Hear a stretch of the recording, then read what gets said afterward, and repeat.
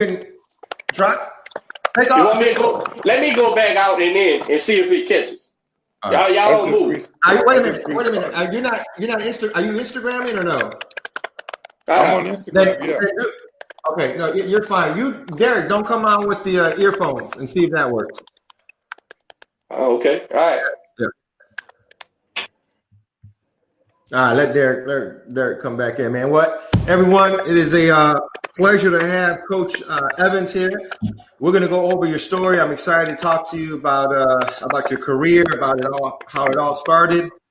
But we'll give Derek a chance to get back in here. How's your morning been so far?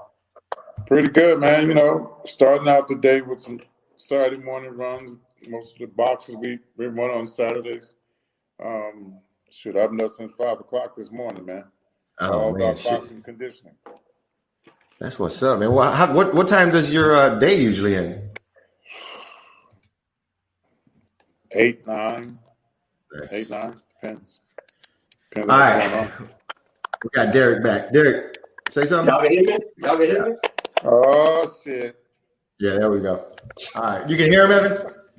I hear him. All right, perfect. What's up? All right, we'll roll with. Hey, hold on. I'm ready. Let's go. I see you. All right, man. What's going on, brother? I'm good, man. I just left the gym. You know, I know you getting it in. I know you did, man. You working everybody out on Saturday too, bro. Yeah. I love Saturday mornings, man. That man that fucked up my Saturday morning about 2 years ago with this bullshit. Oh, really? I like doing the shows in the evening. He likes to wake up early. Oh, hey, man, yeah, but I'm early too, man. I get up early. I've been doing that since I was 12. That's right. Man, hey, I'm really excited to have you on the show. I have a lot of questions. I'm excited to hear your story. I seen you on an interview where you said something to me that was profound, and right there and then I knew, man, this kind of energy that I like, and type of people that I like to be around.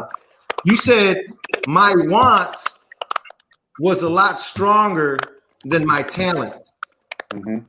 How did that mentality come about in your career? Because you played football in high school, right?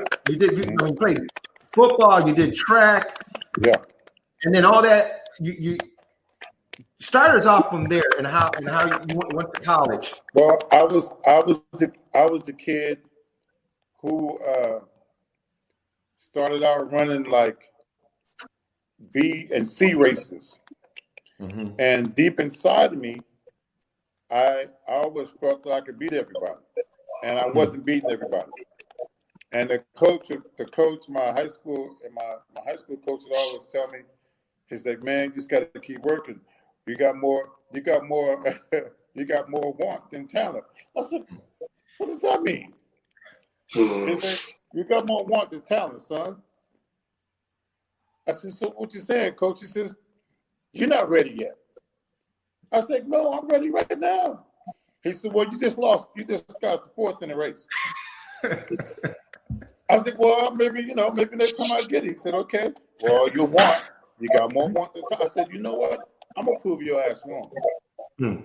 So I was the kid who went from one summer from being the fourth and fifth placer in anything I did in track, and I worked doing it. I said, so what do I have to do? I said, coach, so what do I have to do to like make my talent come to the whatever you're talking about? He's like, you got to keep working, son.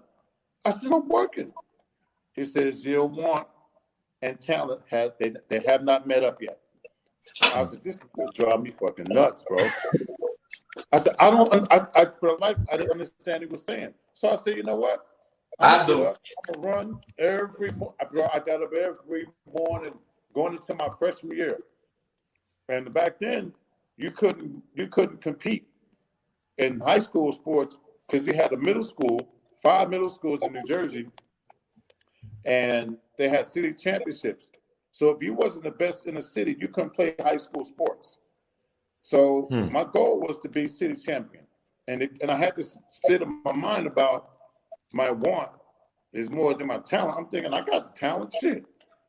So the want was how much work was I willing to put in, right? I had the talent, but the work ethic was more than, because if he told me to run the hurdles, I stumbled over the hurdles.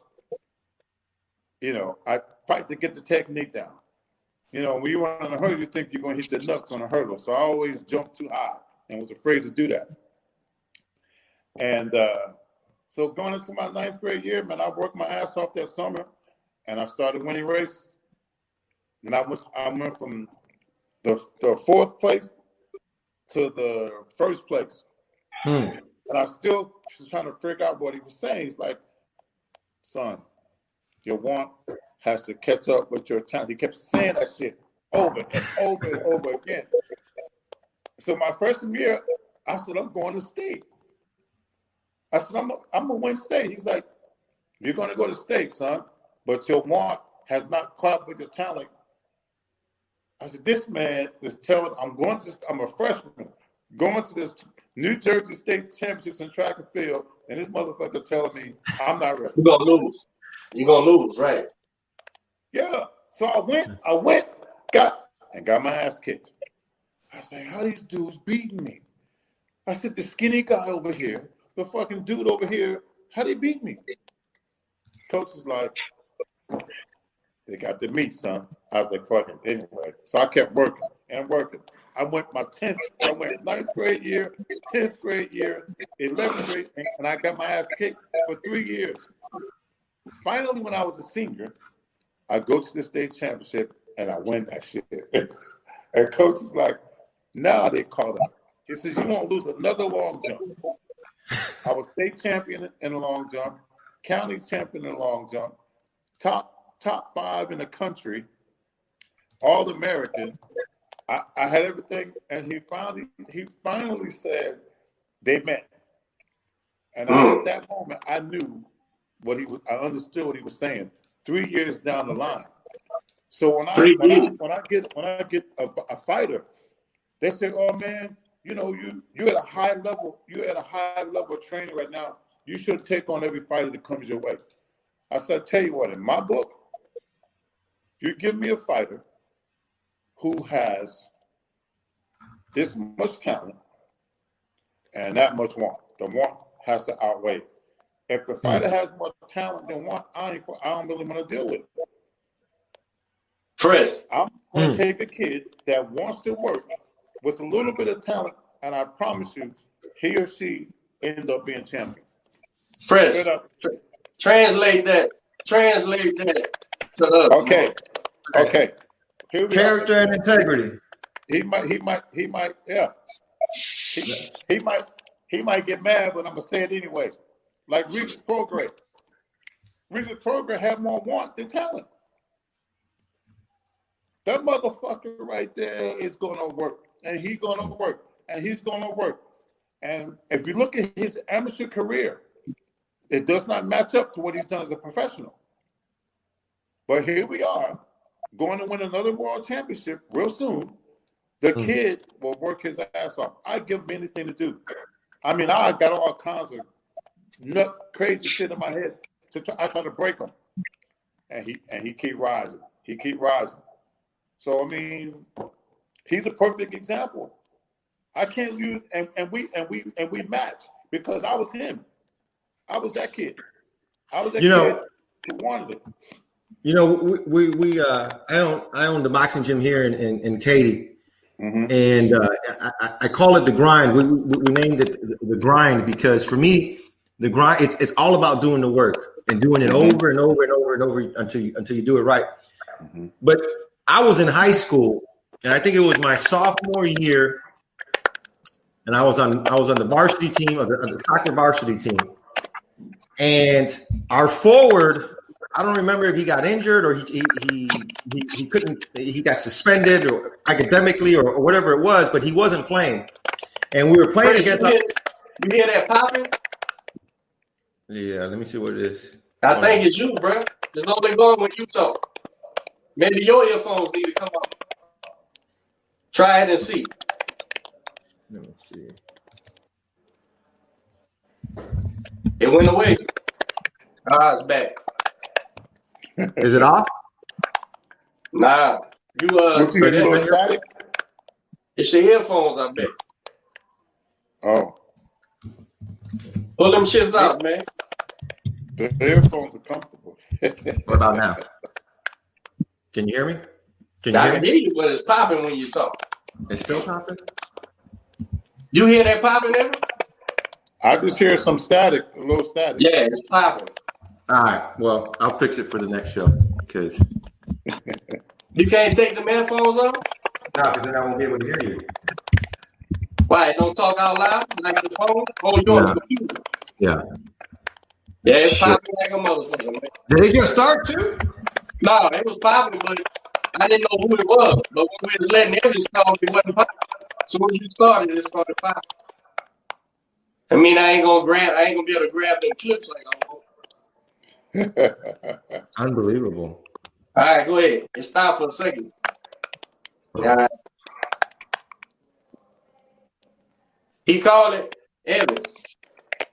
He called it the grind gym because constant something wasn't gonna work, right? We couldn't say it.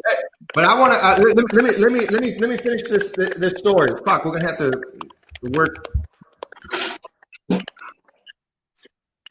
Look, no pop whatsoever.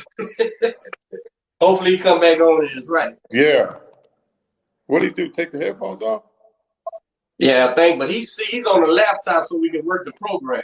Me and you just come on our phone, but he got to work the program so we upload it to YouTube and shit at the same time. Oh, okay. We freestyling this shit, bro. Huh? I said we freestyling this shit. Hey, that's how you do it. That's off the gut, man. There ain't no script. I've been a fan. You good, man? Yeah, can you hear me? Yeah, that's cool. Yeah. You can hear me? Yeah. Okay. And it's still popping? A little bit. All right. Go ahead. All right. So we were up against our rivals, right? The Florida was gone. It was a huge game, and it had playoff implications. My whole family was there. My uncle was there. The coach comes up to me right before the game, right before we're about to go take the field, and he goes, "Whether we win or lose this game today is solely on you." And then he said, I also need you to play forward. Now, I was a midfielder. That was my position. And playing forward is a totally different position. They had a defender playing me. I had 3 opportunities to score a goal. That defender outran me every single time and took the ball away from me. We lost that game 1-0. And I remember walking off the field, and I remember thinking, man, how did that happen? I couldn't figure it out. And from that moment on, my whole mentality was, I want the ball in my hand. If I'm going to win or lose at anything, it's going to have to be by my own doing. And when you say that your want has to be greater than your talent, I've never had any real fucking talent. It's always been my desire to be good or great at anything that I do. Mm-hmm. And so when I heard that you said that it resonated with me. And I remember that day. And that game and how I felt and how that was a turning point and how I looked at competitiveness and anything really in life. But to bring us up to speed, I also heard, and it all ties together, someone asked you, well, what kind of credentials do you have or what kind of training do you have to do what you do? And your answer was,